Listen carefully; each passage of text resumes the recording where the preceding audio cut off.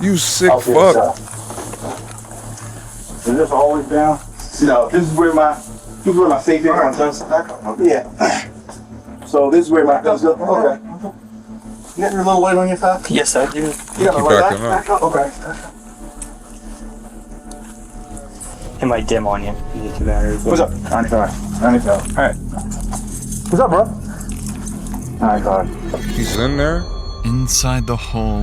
Yo, Lulu. Excuse me, bitch, I was running up a bag. Money on my shoulder, put designer on my ass. This shit too nice, but it's fucking up my head. So I be getting high, but I ain't popping fuckers in. If it's one thing you can count on as a soldier, you can probably count on a soldier having skeletons in their closet. And if you haven't heard of skeletons in your closet, then you probably never heard of teens in your bedroom. If you did, then you're probably insane. And if that's probably a good thing, because this was coming from Dr. Insanity. Cops find missing teen's body in a soldier's bedroom. Now, I'm not going to waste no more time, because we probably going to bed soon, nephew. Now, just make sure you hit that like button for the algorithm, man. Uncle Lou, make sure you share that video with somebody next to you. And then subscribe with that notification muscle. And leave a comment down below on what you want me to react to next, because you never know. You the best. DJ Kelly, you the best. Hey, how you doing? I'm doing good, bossing yourself. This is U.S. Marine veteran Eric Banks. Yeah, Moments Marine. after this body cam footage, officers would find his horrifying secret stuffed inside his bedroom wall. It might dim on you. What's up? 95. 95. I looked in there and saw the boy laying there. I was trying to drug him out where he is now and did what I could. Alright, are you good? Wait, he found him like that? That was it? Eric, who is also an active officer for Baltimore PD, thinks he can use his experience to cover up his vile murder. What follows is amongst the most disturbing collections of criminal case files ever uploaded to YouTube. Stop What? unbuckling! What are you doing? My life away, though. I don't care. Stop! What are you doing? What did he just say? YouTube. Stop unbuckling! What are you doing? My life away, though. I don't care. Stop! What are you doing? Oh, he's crashing out. Who is this person? Dad. And then he also told me that Daddy made him and Tristan go in the bathroom and cover their eyes. Strangle? I don't know. Bro. Bro, you On July sick 7th fuck. in What were you Millersville, doing? Maryland, 2 officers arrive at the home of Eric Banks Jr. after Baltimore? his wife reported that their 15-year-old son, Dason, was potentially missing. The report was relatively standard for them, but the reality awaiting them is more horrifying than they could have imagined. Son, I'm on. Wait, that's their son? Just laying up.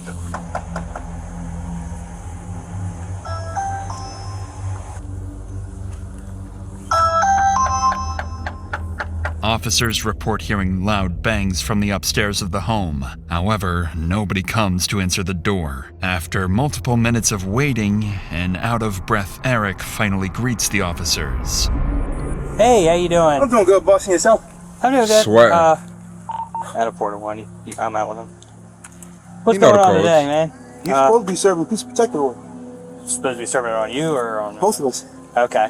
The judge just ordered us to stay away from each other. Okay. Sit down, buddy. Sit Do right. you all have some sort of like court order agreement on custody or something?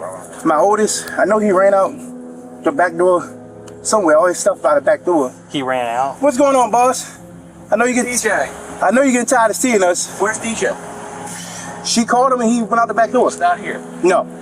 You want to come in? Just let you know you're being audio. Oh, hey, I know. I see y'all got the body cam. Why is he She said he was like, inviting she them have in? a phone? Huh? I took I'm not even gonna lie, he's not present. Like, I can tell, like, he's not present. my phones back. Okay. Yeah. So all the phones are on my plan. Separating everything. And you have no idea where if you just let a 15-year-old walk out of your house with all his bags packed. No, his bag's at the back door. I literally told him, wait for your mom to get here. The police supposed to come here to serve her a piece of protective order. The judge told her to call you guys before she comes to. I'm not trying to get in trouble. I understand. Eric and his wife Latrice had both individually filed a protective order against each other, making it illegal to speak to one another without a police escort. Wow. However, since Eric is not the biological father of Dason, Latrice had custodial rights to him, which is why he was packing his belongings as he and Latrice were preparing to leave the residence. Dason's disappearance on the very day he and his mom were supposed to move out makes the situation even more unusual. So officers continue speaking with Eric, hoping to understand the family dynamic and gather any clues that might point to where Dason is. But what Eric says next only raises their suspicions even further. So, she's supposed to call you to come meet You y'all? have no idea where DJ is. Honestly, bro, no. I like. With no phone or anything. You can check the ADT. It shows when he ran out the I door. believe you, but I mean, I'm not gonna fight. I'm not gonna do that. listen, man. It's a 15-year-old boy. Having a phone probably would have been, if he's walking out of the house, probably would have been a good idea to leave him with, and you can work out those kinks later. But see, this is the thing. This is getting messy, man. Yeah, I tried to tell him. I said, sit here, wait for your mom to get here. I went upstairs. Before I can come downstairs, he's already going out the back door. So I guess she coordinated, because she's somewhere in the area, I'm presuming. Yeah. So she pretty much coordinated with He's him sweating to come out there. Okay. hard. All right, hang tight. All right. All right. Sitting beside Eric are his two sons, 5-year-old Evan Banks and 3-year-old Tristan Banks. Officers didn't know it at the time, but these two would play a pivotal role in uncovering the horrifying scene that just happened inside their home. But for now, officers... Wait, so that's not even the man kid. What's going on, goes bro? back to his patrol vehicle to run a registration. He identifies the suspect as 34-year-old Eric Banks Jr., an officer for the Baltimore Police Department. He's been an active officer since 2018 and also carries 10 years of service in the United States Marine Corps. After speaking with neighbors of Eric, who provided minimal additional information, officers would confront Eric once again, this time sternly, to figure out what was going on. It's here that Eric would explain his alibi, one he had come up with just minutes ago. We found out about the whole situation. His mom. That's neither here nor there. But this is what I'm trying to tell you. Me and him sat at the table. He cried to me yesterday. He said he don't want this separation. Like, he knows we'll be separated before. He said he's tired of it. He's tired of feeling like he has to choose sides. He's 15. He's a teenager. He knows where he don't want to be. He's like, I don't want to be in separate homes. That. And we said that to him. I said, DJ, it's nothing really we could do. I'm not going to change the way I love you, care for you. We had a whole deep heart-to-heart conversation. Today, we went to court. The judge awarded him, and I called him. I said, DJ, I guess your mom told the judge you wanted to go with her, and you're going to Arizona. He's like, what? I was like, well, start packing your bags, because you're going with Arizona with your mom. Unfortunately, I guess you're not coming back here. And that was just that. She called him. They had a conversation. I said, what did your mom say? She on the way to come pick you up. He said, yeah, but she's supposed to come here. I said, well, we're going to wait.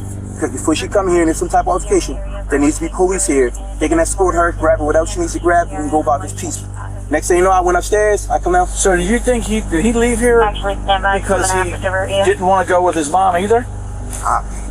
That could be. He could be like hiding out at a friend's house. I mean, yes, sir. Yeah, that's what I'm saying. Opinion. Yeah, in my opinion, I think that probably is the best, because if he told her he's somewhere he's The not. text messages from her, I have food for you. Okay. Yeah. So it sounded like he wanted to go be with his mom. Yeah.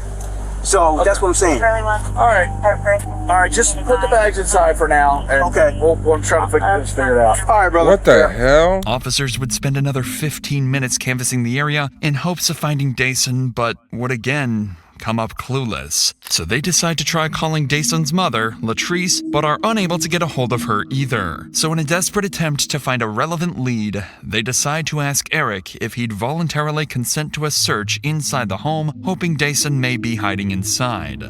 No one expected that this simple request would soon alter both their and said Eric's yeah. lives forever. I just want to make sure he's not. He let them in, though.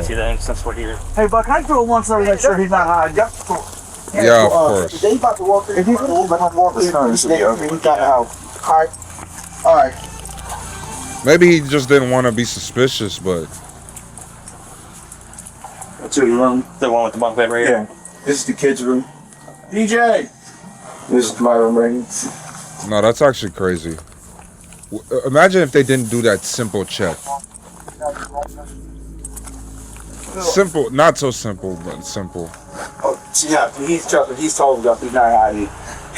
In Officer Adams' report of the incident, he notes that at this point in their home search, Eric's demeanor had changed. He advised Eric to relax and let them freely search the home. They proceed to make their way to the 3rd floor of the home, the floor which stores Eric's chilling secret.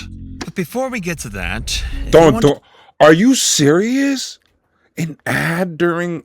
Oh, I haven't watched these in a minute, bro. An ad for HelloFresh?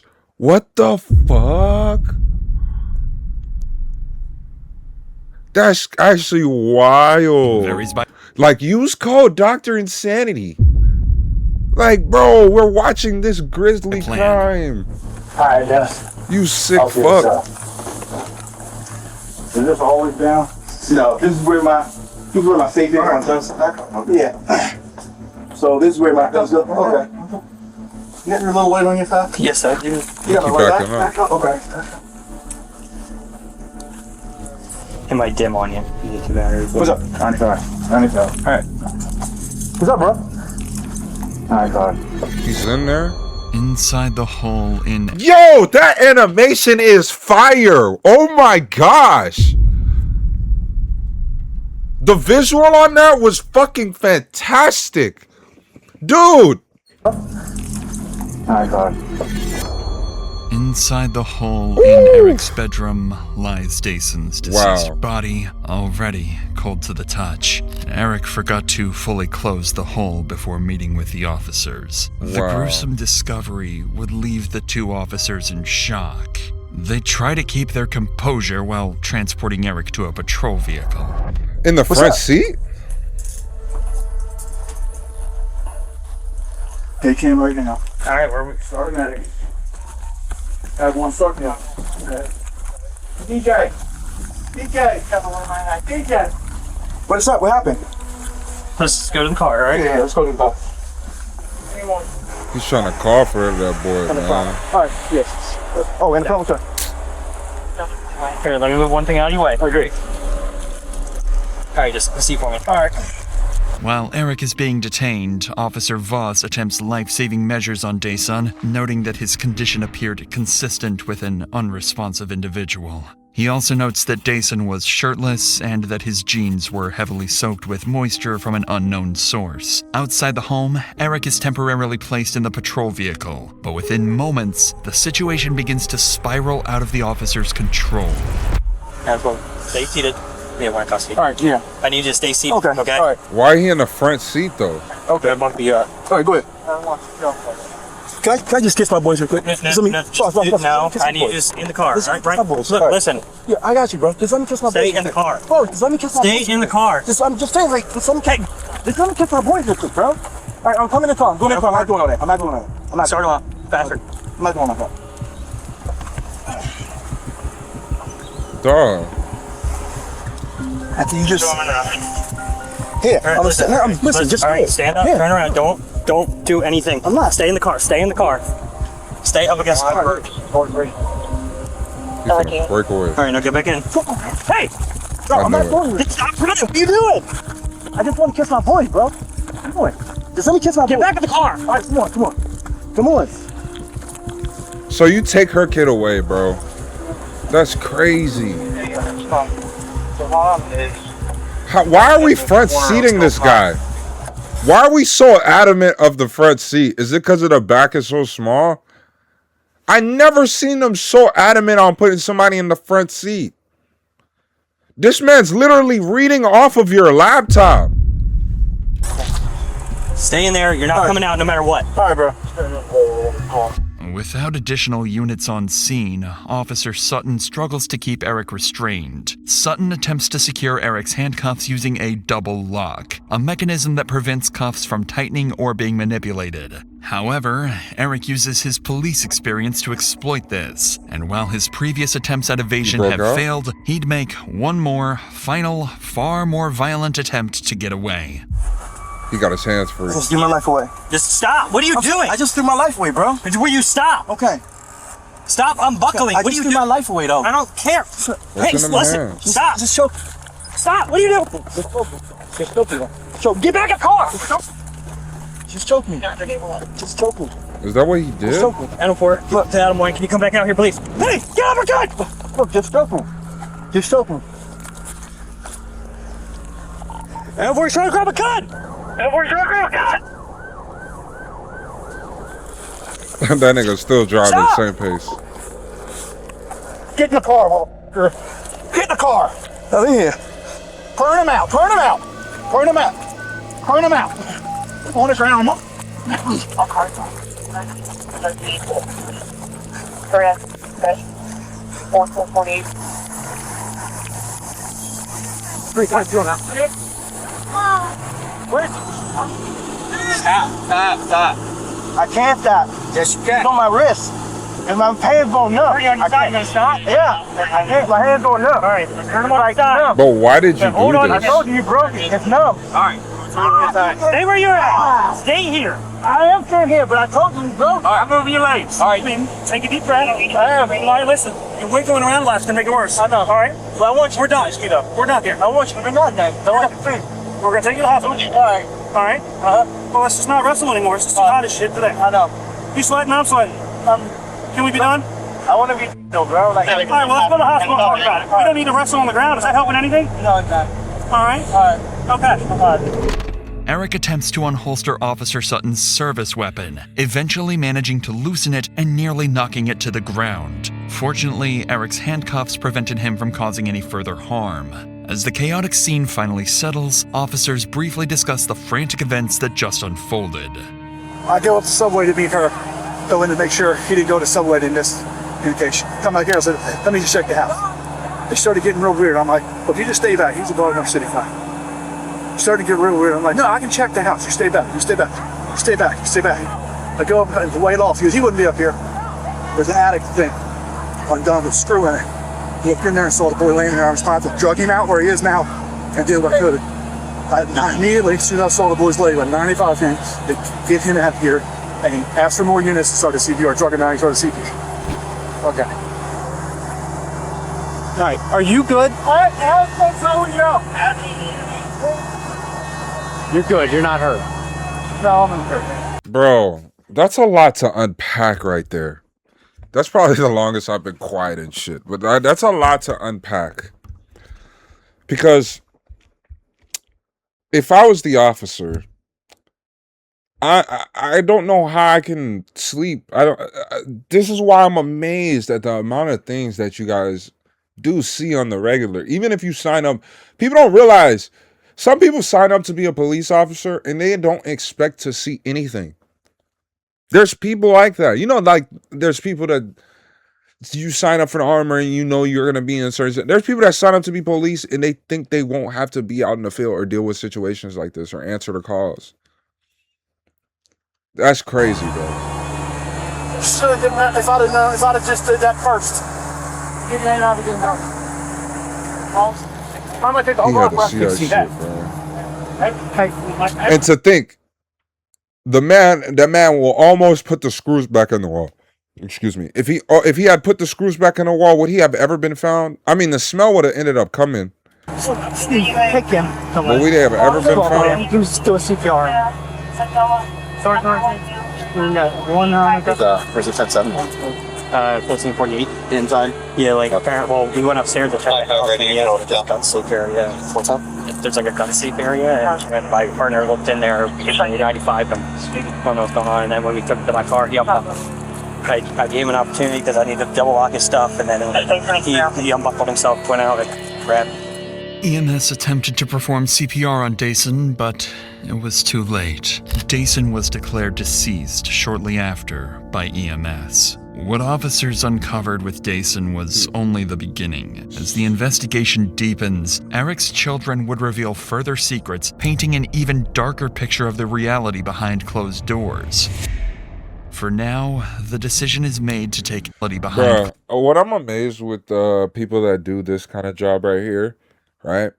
Because, you know, you are usually investigating or you're a detective, and I don't know if they're solely designated to children, but you know they study body language. So even the way that she's like forming herself right here, her body language, it's all catered to this kid, and how you get the kid to be comfortable enough to do things like this, it's Closed pretty doors. nice.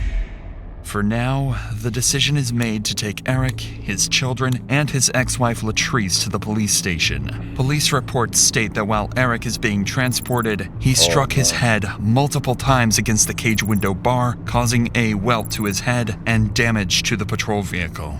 Despite this, everyone would eventually make it to the station, each separated into their own individual rooms, awaiting intense interrogation. So did she Eric would find be out left there? alone to hopefully calm down and collect his thoughts. Meanwhile, detectives speak with both Latrice and her child Evan, hoping to collect more information that can be used when speaking with their main suspect. They start with Latrice, asking her what kind of person Dason was. At this point, detectives are considering the possibility that he and Eric may have gotten into a fight that somehow escalated into tragedy. But what Latrice describes denies that theory completely, and makes Dason's case even more heartbreaking. Can you sit a little bit closer over here? Yeah. There's a lot of specific questions. Yeah, can you come in my fucking camera, please? Can't see There's it from over a lot of specific questions that I wanted to talk to you about. Can you describe DJ? Was he an argumentative person? Was he a quiet person? So Dasan was more of a quiet person. Until he got to know you, but he was always mannered. He talked to a lot of adults, but he never was disrespectful or any of that. I had teachers from his elementary, the principal, middle school, they all showed up for my son. He was that type of child. You know when teachers come. Would you say he was a sweet boy? He was very sweet and always willing to help. That was one of the things across the board. Always willing to help. In the loft, in the crawl space in the loft, what was normally kept in there? Nothing. Safes? Nothing. Was that ever left open? No. It was always screwed. It was always closed. Okay. Because I don't like it. Like, it freaked me out. There is a light switch in there. Okay. So I was like, where's that light coming from? And I turned the light switch off. But I don't know, maybe it was him. So let's talk about that. You called me and you said that you saw him, you viewed him at the funeral home. Are you okay? Yeah. Okay. And it was before he was embalmed. Okay, because so I this wanted is to see him. time. Right. And you saw new bruises. Yes. Where did you see new bruises? On his nose. Like that circular dark mark on his upper nose. His lip looked busted also. Like that wasn't there. And then his eyes were like purple. I don't like. They were puffy and purple. Yeah. It looked to me like he was in a fight. And my son doesn't fight. Dason's autopsy report ruled his cause of death as asphyxiation, which, in combination with the bruises and marks on his face, implied he was likely strangled to death. I knew it. And he was my baby. So I knew it. I still have those feelings that, no, I'm not happy with. Because to me, it doesn't say I did it, but it says there's enough evidence to say I did it. So, you know, let's just say you did it then. Latrice makes it clear. It's a lot to take in, man. The one thing that I don't really like about this video so far is just the fact that we don't really have enough of the timing, you know? I don't know exactly how far apart these events are taking place, you know. She believes Eric is responsible, because I thought it was even like though she the didn't second witness the after. incident herself. But her son Evan, seated just 3 doors down in his own interview room, has information that could take the investigation even further. How are you? Good. Good. You said your name is Evan, is that correct? Do you know how to spell your name? You can go ahead and write it down. 7. Okay, nice handwriting. And how old are you? 7. 7? All right, if I was 7 years old and somebody told me nice handwriting, I would have shut down on her because she's lying to me. That's clearly a crock of shit. Because at that age, I would have known my handwriting was garbage. And you sitting here trying to tell me you like my handwriting, bro? You full of shit. My A is backwards. You like my handwriting? Come on. Stop it. Get some help. Do you want to write 7 for me? So I don't forget. Sometimes I forget. Notice the harsh contrast Put between 7 interview backwards. rooms. Evan is sitting in the department's safety room, a space created to provide comfort and disappointed. reduce stress for victims and young children involved in sensitive cases. His interviewer, Miwa, is a forensic interviewer from Maryland, trained specifically to speak with children and family members connected to a criminal investigation. And because Evan is only 7 years old, you'll notice a drastic difference in how his interview is conducted. My job is to talk to kids and families all the time, and today I get to talk to you. And we talk about a lot of different things in this room, and this is called the safe room because anything we talk about is always safe, and you're not in any trouble. I'm just here to listen to you and talk to you. Okay. Miwa explains to Evan that everything is being recorded and that he is not in trouble, but rather just there to help him out. She spends 15 minutes talking about movies and more of Evan's interests to help him get more comfortable before discussing the day of Dason's murder. And Evan, who do you live with? My mom. Your mom? And Tristan. Mm-hmm. Anyone else? I live with TJ. Mm-hmm. And then my dad.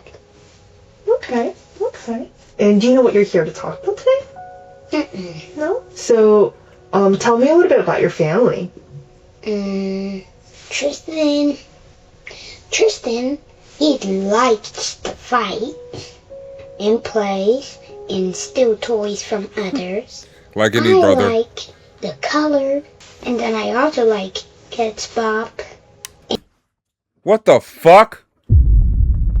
That's like the first kid I ever heard in my life that said they like Kids Bop. Whoa! That shit's crazy. That's genuinely the first time I've heard that in my life. And I've seen Kids Bop commercials. Even the kids on the commercial never said, "Hey, I like Kids Bop." That shit crazy. I know about that bop a do ya bop bop a do ya bop bop a do ya bop ooh yay. Interesting.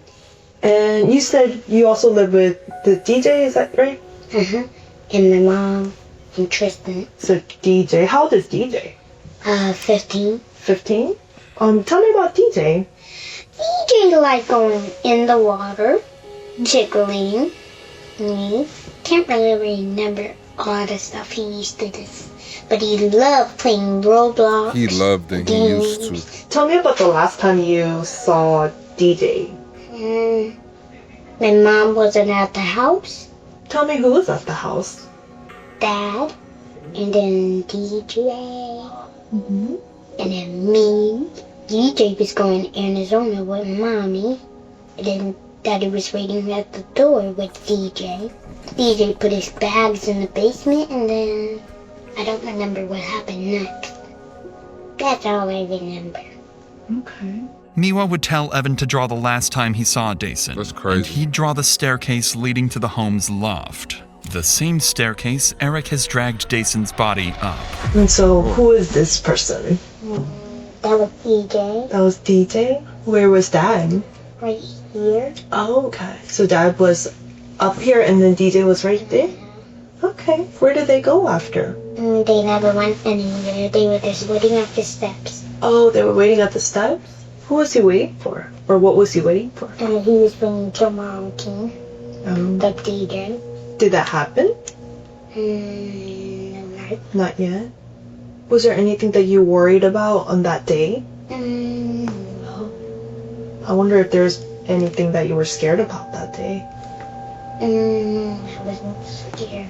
Evan struggles He to sounded reveal the angry. details of the events he saw that day, likely due to the discomfort of speaking with a stranger in a police station. But the information he gave his mother on the day of the incident provides far clearer insight into the disturbing events he saw. You said that one of your children said something to you? Evan. Evan, and what did Evan say? That he saw Daddy bringing DJ upstairs. And I said, where were you? And he said he was in the living room. I just didn't want to pry too much, but then I said, oh, was DJ sleeping? He said, no, he wasn't snoring. And then I said, was he moving? And he was just like, no. And then he also told me that Daddy made him and Tristan go in the bathroom and cover their eyes. Okay. But this was That's before. fucking crazy. This was when the police first knocked at the door. Okay. Evan didn't say anything about the knock because he told him to go in the bathroom first. So I'm a little confused of like the order. So I don't know if that's maybe when he was gonna let the police in. But Evan did say he saw that. And he was in the living room because he told me he was watching Loki. In addition to these grim details, Latrice would go on to explain how Eric's life had begun to collapse all in synchrony. Due to the protective peace order Latrice had filed, Eric was suspended from the Baltimore Police Department the very same day of Dason's death. He had just separated from his wife, was about to lose his children, and was now left without a job. Latrice also explained that the peace order she filed was not her first attempt to separate her. Like, I ain't gonna lie, bro. Why not just go through the process of being a bum for a little bit? Like, why not just be a bum for a bit? You know, like, you automatically went ahead and threw your life away. You didn't even want to see what that bum life was about. Now you're gonna go get fucked in prison. Fucking weirdo. You dumb as hell. Now you're gonna be sitting in there rocking with your boy. You know what I'm saying? Use your common sense. So, I don't understand. This is, well, I do understand. This is a man lacking the ability to control his emotions. And this is the path that it can lead you down. Now, I know that's a lot of things that they listed just now. Was about to lose his children and was now left with. Just split from his wife, about to lose his kids, and lost his job. That's a lot to take in, a lot to unpack. But you could have been a bum for just a minute and seen what, you know what I'm saying? Then try to figure shit out, bro. You just threw it away on the first go? Crazy. Without a Straw job. that broke the camel's back. Latrice also explained that the peace order she filed was not her first attempt to separate herself from Eric. Months prior, Latrice filed her first peace protective order, writing, "I am in fear for my life and well-being because Eric Banks keeps trying to control, follow, and emotionally abuse myself and my sons." The order was denied, however, and it wasn't until months later that her second attempt was granted. It was clear Eric's life was falling apart leading up to Dason's death. Eric had hidden his body, lied to officers regarding his whereabouts, and had a violent outburst once the body was discovered. It'd be hard to assume that he wasn't directly implicated in Dason's death. But evidence alone wouldn't be nearly enough to get him to confess. After all, he was a police officer of 10 years and knew how the criminal justice system worked just as well as any interrogator working against him. But unfortunately for Eric, the interrogation he was about to undergo would crack even the most well. Bro, damn, this nigga had 3 different fucking people. Sets, like, you got 2 people on the first go, then he had a lady and then some dude. Trained of suspects. The Eric fuck? is placed into It's like that's modern day job interviews. It'd be 3. It'd be like you gotta go through 3 rounds of job interviews, bro, before you can even sniff the fucking job. Like, that's just crazy. An Arundel County Interview Room 2B. This room was designed for priority matters, exclusive to high-profile cases. Because Eric had attempted to attack an officer earlier in the day, he's been handcuffed to the table to restrict movement. Eric is left alone for multiple hours as the detectives prepare for his interrogation. While waiting, he can be seen glancing around the room multiple times, likely searching for a camera. What Eric didn't know is Interview Room 2B has a small camera placed in an unusual location, which Eric never managed to spot. The primary investigator assigned to this case is Detective Louis Adrian. His prior service in the United States military likely factored into the department's strategic choice to have him conduct the interview. This shared background enables Adrian to establish rapport with Eric, a key component in the upcoming interaction. So, you know why we're here. We want to talk about what happened, why it happened, and anything surrounding that whole situation. But you know as well as all of us that we have to go through Miranda with you. So what I'm going to do is we're just going to go through Miranda first of all, and then I'll start getting all the other information, okay? After reading Eric his rights, the detectives would spend nearly an hour connecting with Eric and bonding over their shared military experience. He's like, now you come in, you're in front. Okay. We go back in, we about to go in the building, like, you're in front. She's like, but I thought you said you, like, some people were made, you know, to do certain things, and I said, I'm not made to be a front person. Yeah, but So I'm running the block down, and I remember so I was like, hey, whoever that officer is right there running, just keep going, because you're about to run right into him. And out of nowhere, these two guys just come out, pop out, and I'm like, okay, I got him.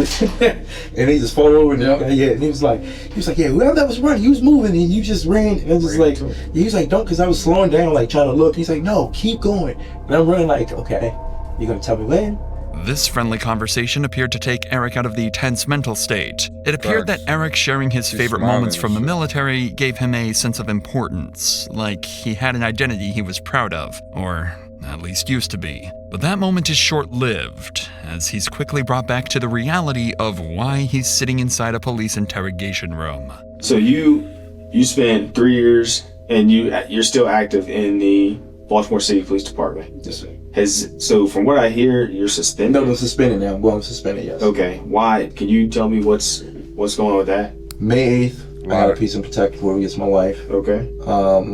You got one against her? Yeah, I got one against her. Same day, she took the firearms out the house. She took the safe out of the home. You know, Anne Arundel County did press charges. They press charges against her for taking the safe with the firearms. The firearms. Yes, sir. And were they your duty firearms? Duty firearm. My whole full duty belt was in there. Okay. Firearm, taser, magazine, pouches, everything was in there. She turned around and went and got a peace order on me, saying that I was following her. But when she got it, that's when pretty much they have to suspend. Yeah, I have to get suspended. Her mom sent my mom something talking about I was following her. This and that. I'm like, how? I'm here at work. How you see I was following? I was like, there's no way. That's when we both ended up at the courthouse, and I was like, because I was like, I'm just putting a stop to this. So I let the clerk know. I was like, I don't know what's going on, but every time that my wife's trying to leave or something's trying to happen secretly, there's a peace order for me to get kicked out the house. And I was like, that shouldn't be. And that's when they brought us both in. So we both got seen by the judge, and he granted us a peace order for both of us to stay away from each other. Okay. Yeah. When was that? That was just, was it 2 days ago?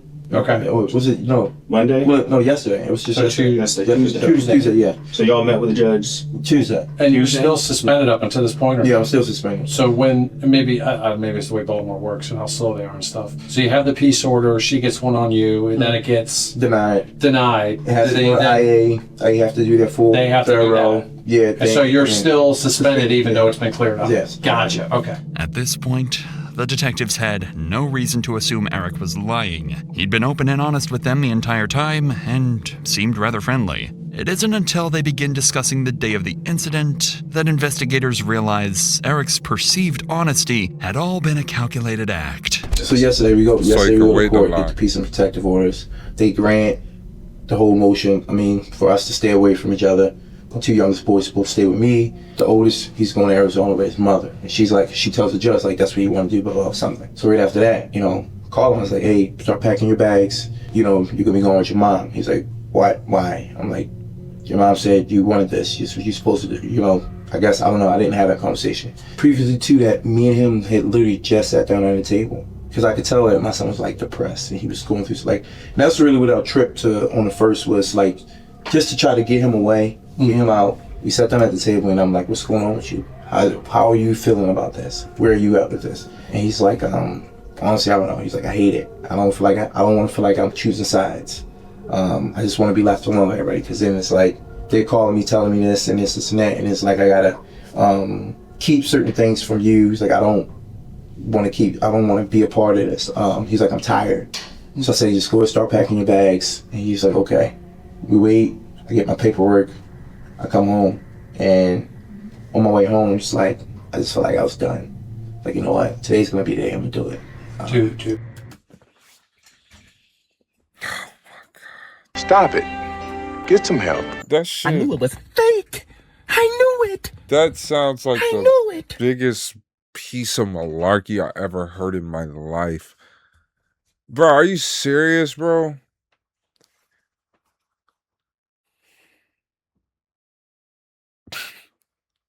This is the best he could have came up with. No bullshit. Why didn't you better off just telling them what really happened. You're gonna tell them that's what he told you, and you didn't say nothing to nobody. But that's what he told. I just felt like I was done. You know what? Today's gonna be the day. Today's gonna be the day you're gonna do it. Okay. Yeah. What'd you I feel say? like my family's falling apart. I'm suspended from work. Possibly gonna lose my job. So it's like situation. It's just building. Just keeps going. It's like vendetta. And I even sent a text to say, I don't know why we feel like we have to be at war. Right. Like we shouldn't have to be at war. It's like if you out here lying to these guys, telling like you gotta guess what are you trying to move in with them? You know, telling them that you're living in hotels when you're not. You're staying with your mom. Like what are you doing? So at this point, it's like, you know what? I'm just tired. Yeah, you're tired of it. Yeah, it's a way out to get peace. I get. A lot of people go through that, man. Yeah, and it was like nothing. I felt like everything was just coming to an end, and I feel like that now. Like honestly, everything was coming to an end. I was like, you know what? I'm just gonna do it. It is what it is. So when you got home yesterday, was there anyone in the house? Yes, it was. Deshaun was in the house. Okay. Evan was in the house, and Tristan was in the house. So you go in there and you're doing all this stuff, right? I go in there and I go in there. I see him upstairs. Like he got his bags packed. I had to go and take your stuff downstairs when your mom's come. And she called him. It's like mom's calling. He was like, what do I say to her? I say, tell her, just talk to her. Like she called me, whatever. And he answers the phone, and they have a conversation.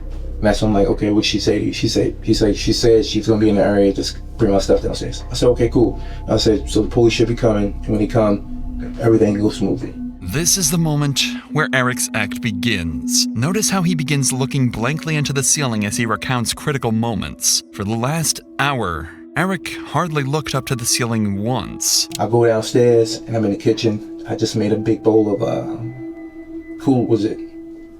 Gatorade. Not a big bowl, but a big picture of Gatorade. It's blue. It's probably still, I believe it's still on the counter. Blue. But like I said, you say you never went to the house. The bag of crushed up pills that I had was right there. The son came downstairs. He asked me something. He was like, what did he say? He came downstairs. He asked me something. I ain't gonna lie, he told his story perfectly up until this point too. And I can't remember his exact word, but he was like, asked me, was it about, I think it was a leave or something like that. I said, son, just wait. We're not gonna, because he was like, I don't want to go. He was just telling me that he didn't want to go and shit like that. I said, look, just wait. We're not gonna talk about shit, because I'm gonna take your brothers to your mom's house, and I was coming back. I said, if your mom gets here with the police before I get back, unfortunately, you gotta go with her. That's just the way it is. He's upstairs. I remember Tristan. I told Tristan, I said, Tristan, go get your shoes. Tristan said, okay. So Tristan goes upstairs, he gets his shoes. And he comes, he's like, Daddy, what's wrong with DJ? I'm like, huh? So I go upstairs, and DJ's in the bathroom, and he's in the tub. You don't think they're gonna talk to the kids though? What's the point of telling this? You don't think they're gonna talk to the kids? And why would you throw him in a crawl space about to cover it up? That's when I seen him. I was like, what the fuck? I like they're making the animation. That's why I pulled him out the tub. And as I'm pulling him out the tub, I laid him flat on his back on the floor. And then, at that time, I'm not sure, I think it was Evan or Tristan. He was like, Daddy, somebody at the door.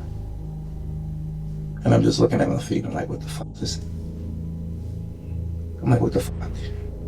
Eric makes his story clear. He had planned to end his life, but coincidentally, Dason had the same plan and did it first. It's an extremely complex alibi and only becomes more unlikely after Eric explains why Dason's body ended up hidden inside his bedroom. So I go downstairs, I go to the front door. The officer's there. Okay. And I panicked. I was like, I don't know what the fuck to say. So he asked me, he was like, hey, what's going on? I start talking to him, telling him what's going on. What did he say? He said, so what's the situation? And I told him about the situation. And I was like, my wife, she's supposed to wait on y'all to come. Y'all supposed to be serving her with a piece of protective order and whatnot. He's like, yeah, she's supposed to be picking up our son. And he was like, is she here? And at the time, he was upstairs on the floor, in the bathroom. When he said, was she here? My mind, I was like, no. Okay. Yeah. You panicked. Yeah. Because it already looked bad. I already moved him, and I was like, well, you got him out of the bath. Yeah. And then when I got out of the bathtub, I asked the officer, and it's the most body one cameras on. You can see. I asked him like, can I go in the house, use the bathroom real quick? I remember asking that, and he was like, no, just wait. Okay. And then the other officer showed up, And then when he showed up, he's asking, he was like, so is the song here? Still the same thing. I should have said yes. You know, yeah, I knew my perfect world. I knew my state of mind. My state of mind was to kill Eric. Okay. Now let me ask you this: is that why? Because I did watch some of the footage when they went to loosen your handcuffs. You kind of got a little silly on them. Do you remember that? Yeah. What was your? I mean, you went for the officers going. What was up with that? I mean, well, before we get to that, when I first went back in the house, when the officer told me, the tall officer, he told me, he said, go get the sergeant's phone. I ran upstairs. His phone was in the bathroom on the counter. Okay. So I run upstairs, and I get the phone. Because wait, back up. Before I did that, I asked him, I said, can I go upstairs? Can I go in and use the bathroom? So I initially wanted to shut the door. He said, no, just wait. And then the other officer, he was like, well, go I need you to go grab the sergeant's phone. I ran up, grab it, and I shut the bathroom door. I'm still nervous. Which bathroom was it? Was it the one in the master or the small? No, the small one. The small one in the hallway. And I'm still shaking whatever. And then when I come back downstairs, I go, I go out the door, I give him the phone, I'm still shaking in my hand, like, and everything's in my head saying, like, all right, just say what you saw. But then, in my other part of me, I'm like, my son just did this. Right. Objectively, Eric's story hits all the points. He has an excuse for almost every suspicious detail, even finding a way to explain why blood was found all over his house. The issue is that these details are simply too coincidental to ever sound believable. And even Eric knows this. I don't know why, I just was like, I gotta move him. I picked him up, did the fireman carry, took him out of the bathroom, into the master bedroom, up the stairs, and I was like, because I know they're gonna want to come back in the house and search it. I was like, I'm gonna be cool, I'm fine with that. I was gonna let them search it. And I tucked them in, the area, and I left the thing over it. So when you say the area, you're talking like a crawl space. Okay, yeah. All right. But getting back to when they came in, they searched the house, they went upstairs, and he seen the thing open. That's when the officer, when he asked, I panicked and I was like, yeah, this is where I keep my safe, blah, blah, blah, whatever. But the song was in there. The song was in there, okay. And they put the handcuffs on me. I went back downstairs. And when they put me downstairs, I was like, life is over because it looks different. It's no matter what I say from this point, it looks like I'm a liar. It looks like I lied because I already lied twice. You asked me what the song in the house, I said no. You asked him, did I know where he went? I said, no, I think he Now his police skills was running, because the shock of it must have wore off, because what he was doing in the car was the real him. That's where he was like, I threw my life away. He's like, choke me. Like, bro. He strangled this kid. I'll go back to something. The tattletale strangler. So it always looked bad because I'm already done told you a lie. Even though in my head it's like, you probably should have said the truth. You probably honestly should have left him where he was at. Call police or down fire department or whatever. Yeah, call the police. Well, that's perfect world. But sometimes But I was already in. I was already in the mindset of Eric's gonna die today. I was in seeing that he was there, that he was in the tub, and it was like tub was full of water. I was like, my son did this. Now I have to do it. Okay. The detectives decide to take a break and discuss what their next plans would be. At this point, they both know Eric is lying to their faces, so the goal for the rest of the interrogation will be to get Eric to admit to his lies and ultimately confess to the murder. To do this, they decide on Detective Adrian conducting the rest of the interrogation alone. Since one-on-one confrontation is generally considered to be more effective, Adrian would return with a clearly different demeanor from earlier. He's stern and wastes no time in asserting that his nice cop act is over. Are you good? Do you need anything before we get started again? No, I'm good. Are you sure? Keep it a P. So keep it a Detective Petra had to step aside just for a second. But what I wanted to do, like I told you, I wanted to come back and go back over some things with you. Okay. I actually want to go back and in detail just go through some of these steps. Eric would recount his story exactly the same as before, claiming he simply found Dason dead and had nothing to do with it. And it seemed as though Detective Adrian had nothing concrete to combat Eric's lies. That was until he brought out Dason's autopsy report. I'm gonna tell you this. I know that you spent 10 years in the military, and you were in the Marines, weren't you? Yes. What's their whole thing in the Marines? Like, what do they always teach? honor, integrity. Honor, correction, commitment. Yeah. And to be honest with you, I don't see that from you right now based on what you're telling me. Okay. I think you telling me something different. Okay. But I know you're a Marine. Okay. I know a lot of people that's Marines, man. And that's one thing that they would like, integrity, honor. No, you don't mess with that if you're a Marine. Yes. I know you want to tell me the truth, and you sitting here like giving me a story. You giving me what I want to hear, just to sound good, but it's not it. That's not it. Trust me, I'm not trying to sound good to you. And I'm gonna tell you that. I'm gonna tell you the other thing, and I'm gonna be straight up with you. Yeah. You keep talking about the autopsy. The autopsy said he was strangled. Hell no. The autopsy said he was strangled. Hell no. Hell to the no. Hell to the no. DJ was no strangled. Hell to the no.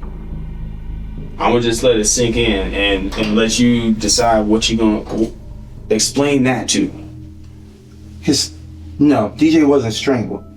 Well, then what happened? Tell me what happened. No. DJ was not strangled. DJ, like I told you, DJ went downstairs. He came back upstairs, and DJ was in that tub.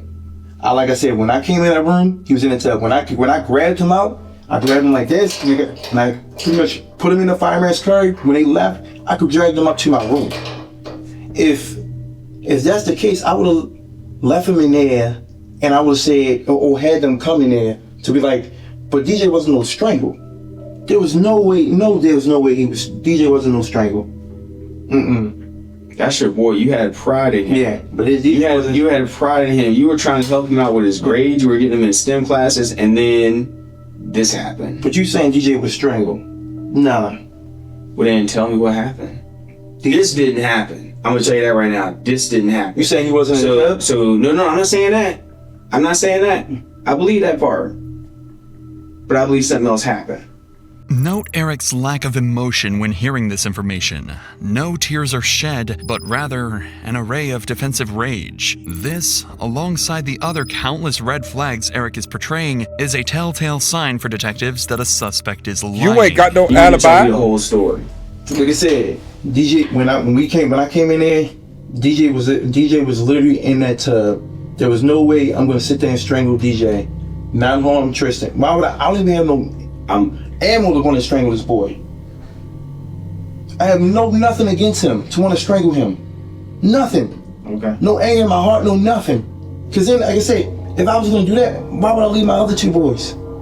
If I was gonna do that, I would have took all of us out. DJ was not no strangle. Yeah, throw away the key. This guy doesn't deserve the light of day. This guy is dangerous. He say what? If I was gonna do that, I would have took out all of us. Yeah, this guy's never gonna see those kids ever again. What the heck? So This then what guy's happened? sick. Tell me the story. You start from scratch. Tell me the story. DJ was not no strangle. Well, then tell me what happened. You're not telling me the truth. Tell me what happened. Bro, I'm right here standing right now. I'm giving you a chance right now. You asked me to tell you that I strangled myself. No, I didn't. Eric understands the legal system well enough to avoid offering a direct confession when confronted. From investigators' perspective, he knows that admitting involvement is the worst thing he can possibly do. Well, besides not asking for an attorney. Regardless, it's going to take more than just a heated confrontation to make Eric crack. So Detective Adrian resorts to a completely different approach. Empathy. I'm gonna tell you right now, the way this is gonna be something you're gonna have to live with for the rest of your life. Yes, sir. This is something you are gonna have to think about every night before you close your eyes. And when you close your eyes, you're gonna think about what you did to him. That's what you're gonna think about. You're gonna think about what you did to him, and it's gonna haunt you for the rest of your life. Or what you can do is you can talk to me. You can tell me what really happened, and at least I'm gonna be honest with you too. Again, I'm not on the side of this fucking piece of shit, but telling him isn't gonna make it better or not. He's still gonna live with that shit, whether he tells you or doesn't tell you. I know you're trying to get a confession out of him, but him telling you isn't gonna make him sleep any better at night or not. You know what I'm saying? It's just gonna probably solidify his home longer for the foreseeable future. That load will be off your chest. See, I'm telling you right now, there's no, like, you're telling me to say I strangled my son. I did not strangle my son. That's what you're asking me. I understand you're trying to lie with me and, you know, and show the compassion, trying to, like, hit me. But there's no me in strangling DJ at all. Okay, so let's take strangle out. There's no me strangling DJ. We taking strangle out of the equation now. Okay. What happened? I told you what happened. We taking strangle out. Yes. What happened? He was upstairs in that tub. DJ was literally in that tub. You didn't put him there? I did not put him there, no. DJ was physically in that tub already. When I came to that bathroom, DJ was in there. Did you assist him at all? No. With anything? No, I didn't assist him at all, but nothing.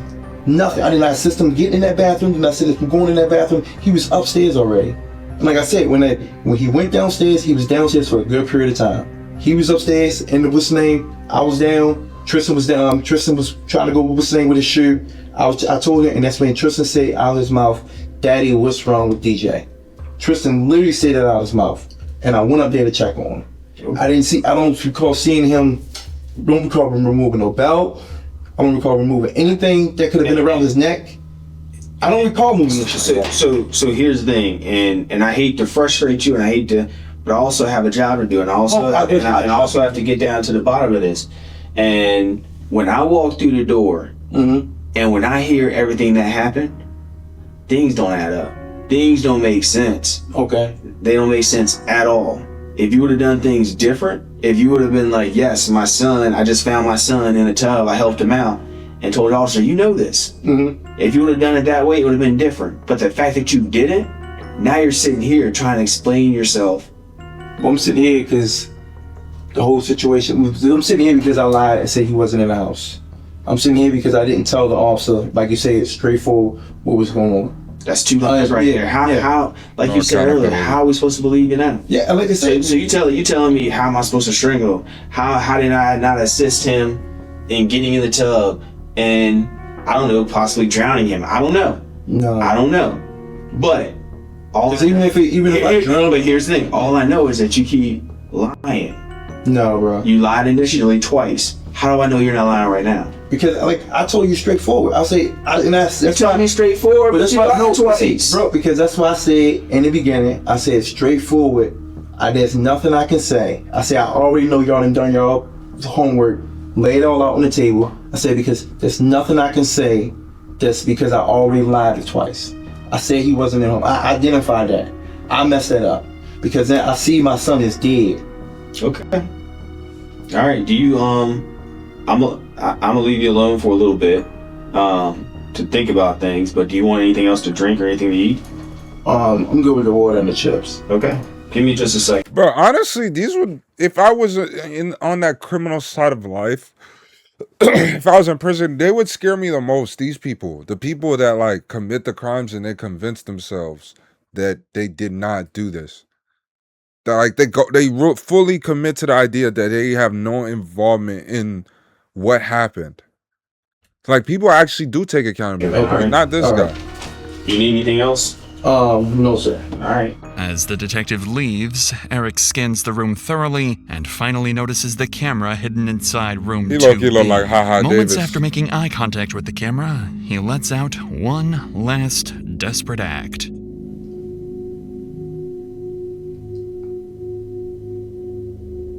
Strangle? I don't know.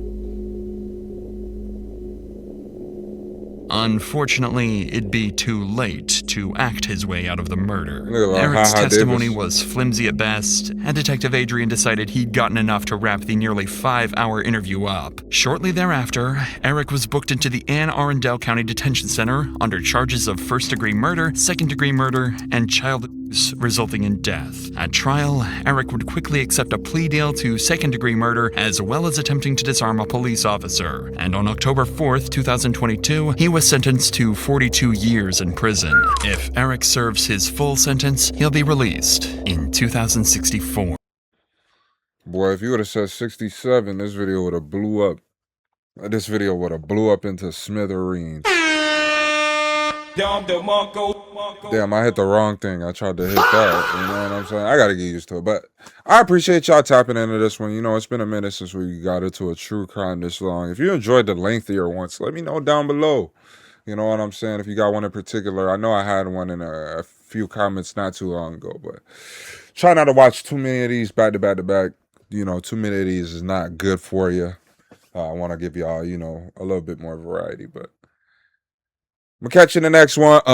Good gas in the knee just to put me to sleep. My bitch, she a dope, so she love when I'm geek. Wild and out, how I be conceited. DJ D-Rec, how I cut to the beat.